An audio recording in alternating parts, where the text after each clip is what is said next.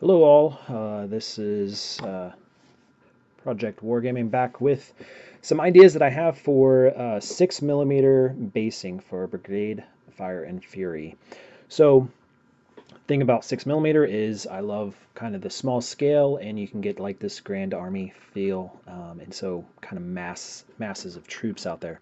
So I want to try to take advantage of that. So for the most part, I'm sticking pretty close to what Brigade, Fire, and Fury recommends for 15mm figures.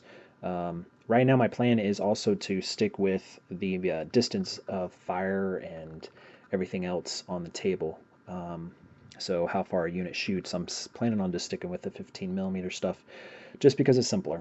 Um, Obviously, I think I'm going to start with the infantry base. It is the heart and soul of every army. So this is your standard sized base for Brigade, Fire, and Fury. 1 inch wide and 3/4 inch deep. Um, on a 15mm figures, you'd only be able to get 3 on there, but with 6mm, I'm hoping to get, well, let's see, that's got about 9 on there right now. So I'm hoping to get 8, 9 troops on there. I spread it out. Um, I am also, you can see, planning on kind of clipping them and not keeping them on the neat rows that they come in, at least with Bacchus.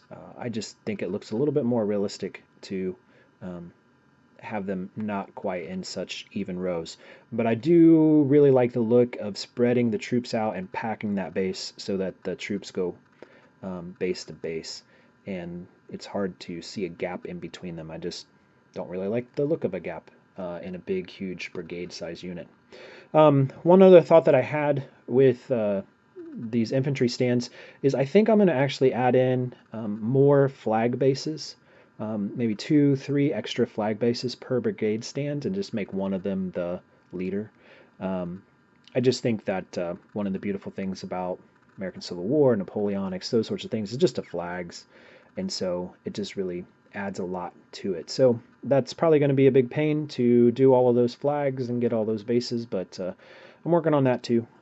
So that's the plan so far. Next up is cavalry stands. I actually don't really have any cavalry that I have kind of planned at this moment. Instead, I think what I'm going to do is just probably use the standard infantry base for both the mounted and dismounted cavalry. Put 3 or 4 horse on those bases. You can see this leader. You can see you can fit plenty, 3, maybe even 4 cavalry horsemen on there, and then for the dismounted guys, just put them on there, but spread them out a bit to make them look a little bit more like they're skirmishing. So that's the plan for cavalry when I finally get there.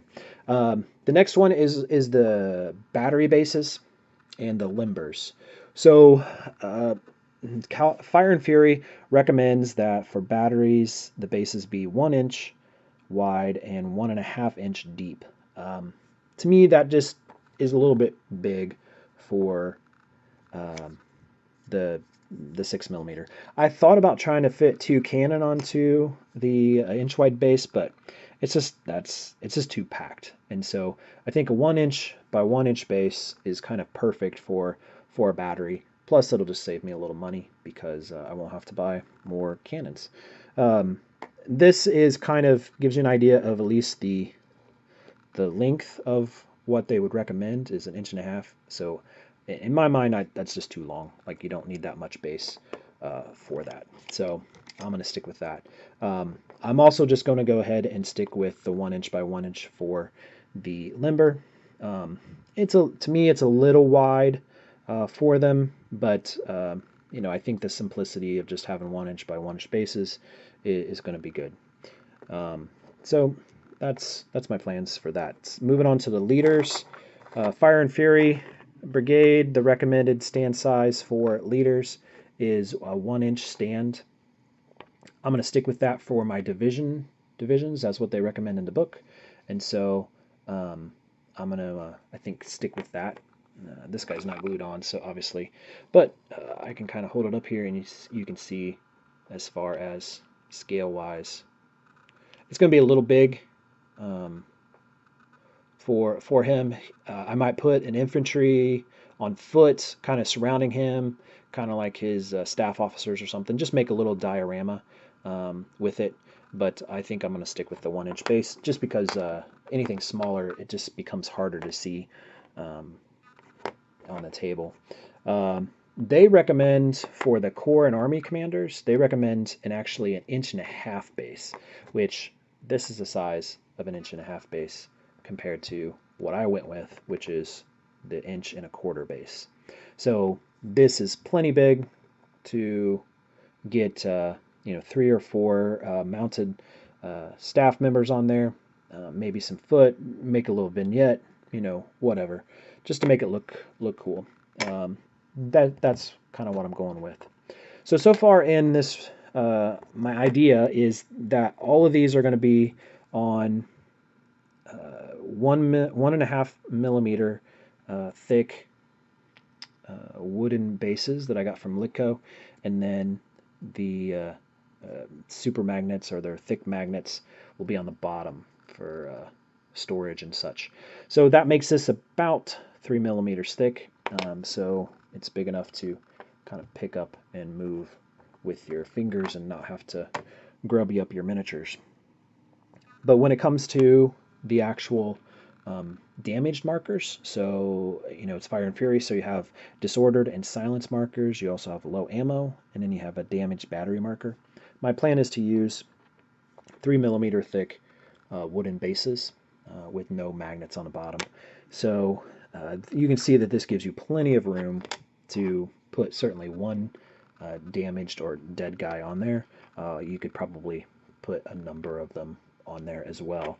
Same thing when it comes to a damaged battery.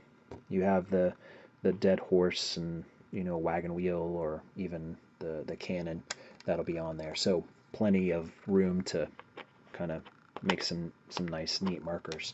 My other plan with these markers here is, since they're 3 millimeter thick, then I can at least paint the edge of that. So I don't want them to stand out too much, but I also don't want them to disappear, because they're there to remind us about stuff. So I think what I'm going to do is, on the disordered and silence, I'm going to paint them yellow on the edge. For low ammo, I'm going to paint that white. And then for damaged battery, I'm probably going to paint that red. Those are the main markers I'm going to use. The new second edition of Brigade Fire and Fury has a couple additional markers, and I might make some of those. I'll see how I kind of play it out, and if I think they're really necessary. Right now, I'm not for sure if they really add much to it from what I can see. So one other idea that I did have with the low ammo is that I've used this in the past. I just use mini balls from 58 caliber mini balls, and I just set that behind the units to just mark the low ammo, and that seems to work well. They don't stand out a lot, but obviously it's hard to miss them.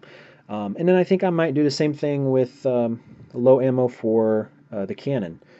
Maybe I'll take some BBs and stack them up to make like a little pile of ammo, or maybe I'll just have some round balls from 50 caliber round balls and just stick them on a base or something.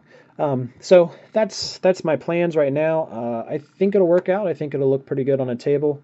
It'll mean maybe a little bit more work for me, but I think it'll be good. So that's my ideas, and maybe they can help you.